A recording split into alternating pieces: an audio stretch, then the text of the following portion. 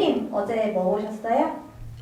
SBS 꼬리에 꼬리를 무는 이야기는 장항준, 장도연, 장성규 세 진행자가 실제로 있었던 일, 희대의 사건이라고들 하죠.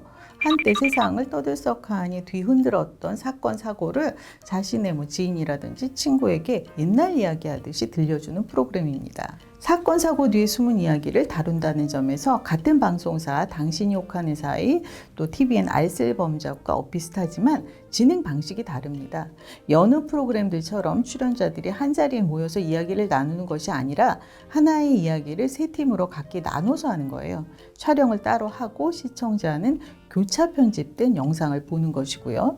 여럿이 동시에 겪은 일일지라도 누가 그 얘기를 전하느냐에 따라서 재미가 달라지잖아요. 적절한 성대모사나 표정 연기 유무에 따라 다를 수 있고요.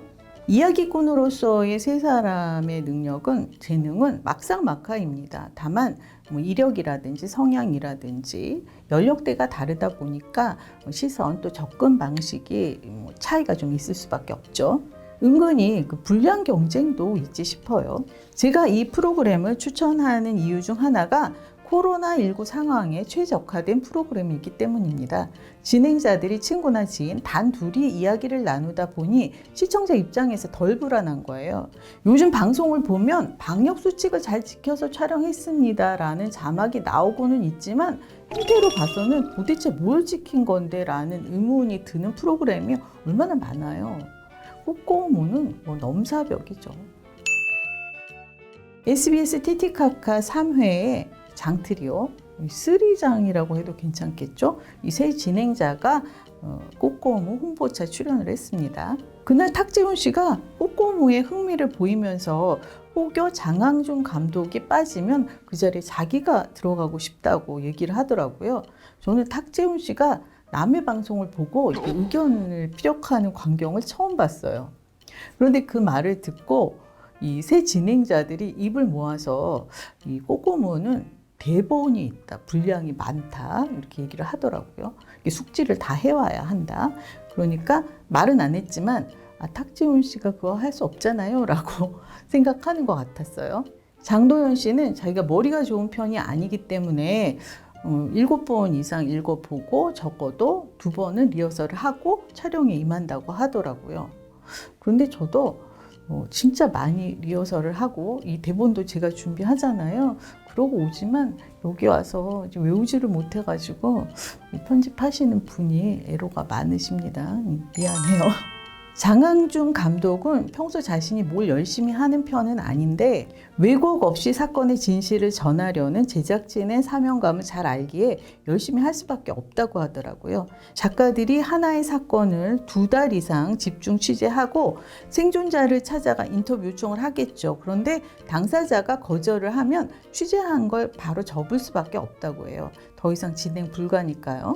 여러분 장항준 감독이 예전에 예능 작가였던 거 알고 계시죠? 당시 한 주일 동안 고심해서 쓴 대본을 연예인 출연자들이 이러쿵저러쿵 타박을 할 때마다 열받았다고 합니다. 그럴 때면 저 돈도 잘 버는 이렇게 욕이 나왔대요. 그래서 작가들 심정을 누구보다 잘 알더라고요. 이렇게 뭉텅뭉텅 날려버리는 진행자들이 있어요. 저도 어느 방송에 나갔는데 제 분량을 진행자가 그냥 임의로 넘겨버리더라고요. 혹시 PD가 시간이 너무 초과돼서 그런 지시를 한 건가 하고 프롬프트를 봤더니 그것도 아니에요. 그러니까 진행자가 맘대로 한 거죠. 작가가 질문을 만들었고 저는 이제 나름 답변을 준비한 거잖아요. 그런데 그런 진행자도 있었어요.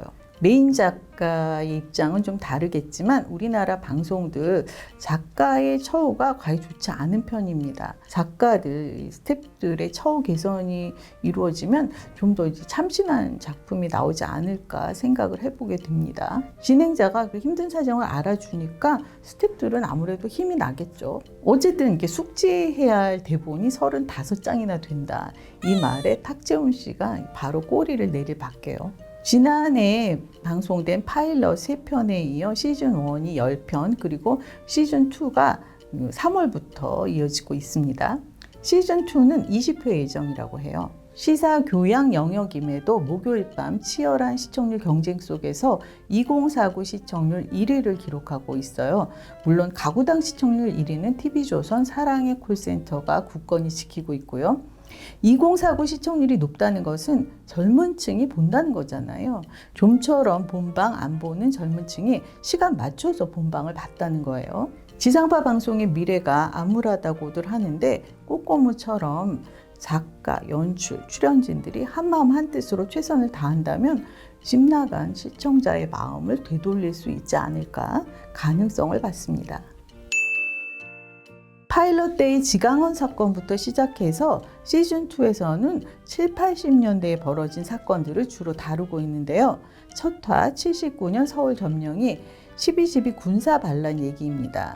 제가 그 시절을 살았잖아요. 익히 아는 사건들이고요. 그런데 69년생 장항준 씨는 청소년 시절이었지 싶고, 그리고 장도연 씨와 장성규 씨는 아예 모르는 지점일 테니까 그 사건을 좀 잘 아는 시대 사람이 이 얘기를 하는 게 옳지 않을까라고 처음에 생각을 했어요. 그런데 꼬꼬무를 계속 보다 보니까 저도 방송이나 신문을 통해서 들은 얘기라는 거죠. 제가 직접 보고 듣고 겪어본 체험한 일이 아니잖아요. 보도 통제가 극심하던 시절이어서 제가 들은 내용들이 뉴스, 신문, 방송 이런 얘기들이 얼마나 사실일지 알 수 없는 노릇이고요. 시간이 흐르면서 사실은 그때 그랬다 이렇게 뜨문뜨문 밝혀지고 있잖아요. 아마 당시에 권력을 가진 사람들이 자신들이 알려주고 싶은 사안들만, 내용들만 풀어놨을 겁니다. 그런 거를 접한 저나 그 시절을 살지 않은 새 진행자나 뭐가 다르겠어요. 꼬리에 꼬리를 무는 그날 이야기를 보면서 새삼 깨닫게 되는 것들이 있습니다. 누가 마음을 먹으면 생긴 일을 없던 일로 만들 수 있다는 거, 그리고 누군가가 작심을 하고 덤비면 누군가를 범인으로 만들 수 있다는 거예요. 죄를 뒤집어 씌울 수 있고, 또 반대로 법의 심판에서 자유롭게 만들 수도 있는 거죠. 가장 무서운 건 제가 당사자가 될 수 있다는 거예요. 누군가가 저를 범인으로 만들 수 있다는 거. 4월 29일에 방송된 조작된 살인의 밤 편은 나중에 영화 7번 방의 선물의 모티브가 되기도 했는데요. 1972년에 일어난 사건이에요. 초등학교 5학년 여자아이가 시신으로 발견됐는데 경찰이 만화가게를 운영하던 39세의 정원섭 씨를 검거했습니다. 그가 범행 일체를 자백했거든요. 그런데 재판이 시작된 후 정원섭 씨가 경찰의 고문으로 인한 거짓 자백이라고 주장을 해요. 그러나 누구도 그의 말을 들어주지 않았죠. 결국 무기징역을 선고받았고 15년 2개월 만에 특사로 석방됐습니다. 그 후 각고의 노력 끝에 2008년에 이르러서야 당시 증언과 증거들이 모두 조작됐음을 밝혀냈고 무죄가 선언됐어요. 무려 36년입니다. 그러나 관련 경찰들은 기억이 나지 않는다며 극구 부인했고 아무도 처벌을 받지 않았다고 해요. 당시 내무부 장관이 범인 검거 시한을 열흘로 정해놓고 하도 닥달을 해대는 통에 정원섭 씨를 범인으로 만든 것이 아닌가 의심이 가지만 누구도 책임을 지지 않는 거예요. 정원섭 씨가 국가를 상대로 소송을 했고 1심에서는 26억 원을 배상하라는 판결이 나왔다고 합니다. 그러나 황당하게도 항소심에서 재판부는 손해배상 소명 시효가 열흘을 초과해 배상할 필요가 없다는 결정을 내렸다고 해요. 결국 한 푼도 배상을 받지 못한 거예요. 그리고 꼬꼬무 취재진이 취재를 하던 취재 중이던 3월에 87세의 나이로 세상을 떠나셨습니다. 이 썩어 문드러진 공권력이 한 개인과 가정을 어디까지 망가뜨릴 수 있는지 극명하게 보여준 사건입니다. 정원섭 씨는 물론이고 평생 살인자 가족이라는 누명을 쓰고 고통 속에서 살아온 이 가족에게 나라가 이렇게 할 수 있는 거예요. 5월 6일에 방송된 9화 죽지 않는 남자 조이팔, 그 피해액이 4조 원에 달하는 역대급 사기꾼이죠. 중국으로 도망간 조이팔이 장학생 명단을 가지고 있었다고 합니다.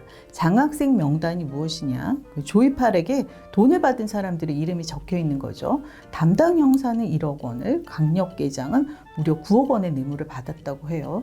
수사가 제대로 이루어질 리 있나요? 중국에서 사망했고 화장을 했다는 증거 영상이 제출됐지만 살아있다는 걸 봤다는 목격자가 한둘이 아니라잖아요. 급기야 수첩에 적힌 그 뇌물을 받은 검찰과 경찰의 일부가 드러나면서 부패 스캔들로 번졌다는데요. 도대체 윗선 어디까지 뇌물을 받은 걸까요? 이 사건은 공소권 없음으로 결론이 났다고 해요. 저는 그걸 보면서 버닝썬 사건이 생각났어요. 최근 한강 실종 사망 사건이 뜨거운 이슈입니다. 석연치 않은 점들이 너무나 많죠. 우리 모두가 우려하고 관심을 갖는 이유는 꽃고무가 다룬 사건들처럼 누군가가 이 사건을 왜곡시킬까 봐 그런 점들을 걱정하는 거잖아요. 그런데 이 사건을 다루는 일부 언론의 태도 정말 실망스럽습니다. 조회수 올리기에 급급 확인되지 않은 사실을 물어 나르느라 정신 못 차리는 매체가 왜 그리 많은지요. 중심을 잡고 취재를 통해 의혹 해소에 주력해야 할 언론사들이 오히려 의혹 제기에만 열을 올리고 있잖아요. 이런 제목의 기사를 봤어요. 단독, 두 번째로 찾은 아이폰도 정민이 친구 휴대폰이 아니었다. 이거는 찾은 아이폰이 정민이 친구 아이폰이야 단독이지 아닌 게 왜 단독이에요? 확인되지 않은 사실, 추측을 보도하는 것은 지양해야 합니다. 우리가 혹여 불순한 의도가 개입된 것은 아닌지 매의 눈으로 주시해야 하는 것은 맞지만 이런저런 기사에 휘둘려서는 또 안 되죠. 소신을 가지고 지켜보시고 판단하는 것이 맞다고 봅니다. 뿐만 아니라 스물셋 이선호 씨의 평택항 사고 누가 어떤 방식으로 책임을 지는지 앞서의 사건 못지않은 관심으로 부디 지켜봐 주시길 바랍니다. 꼬리에 꼬리를 무는 그날 이야기 티티카카에서 보니까 장트리오의 자부심이 느껴졌어요. 제작진과 출연진들이 서로 믿고 열심히 하다 보니까 이런 자부심을 느낄 수 있는 거죠. 그런데 자칫 잘못했다가는 방송이 오히려 진실을 왜곡시킬 수도 있는 거잖아요. 물론 잘 하시겠지만 돌다리도 두드려 건너듯이 챙기고 또 챙기셨으면 좋겠습니다.